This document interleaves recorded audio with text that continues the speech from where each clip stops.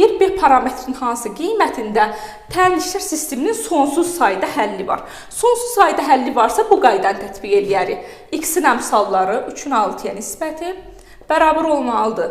Y-in əmsallarının nisbətinə mənfi 5 bölünsün B. Bu da bərabər olmalıdır sərbəst hədlərin nisbətinə, yəni ki 18 bölünsün 36. Buradan 18 ilə 36-nı ixtisar edəsəm, bu 6-ya bölünür 3 dəfə, bu 6-ya bölünür 6 dəfə. Bu da bərabər oldu 6-da 3-ə. Baxırsınız ki, nə oldu? Eyni oldu. Deməli, bu da onlara bərabər olmalıdır ki, sonsuz sayda həlli olsun. Baxaq, B-nin hansı qiymətində bunun üçü hamısı bir-birinə bərabər olur. Mənfi 5 böl B-ni bərabərləşdirirsən 6-da 3-ə. Çarpaz vurursan, tənəssübdür. B-ni 3-ə vurursunuz 3B bərabərdir. Mənfi 5-i 6-ya vuranda mənfi 30.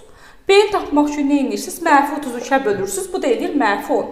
Deməli, B-nin mənfi 10 qiymətində bu sistemin sonsuz sayda həlli olacaq.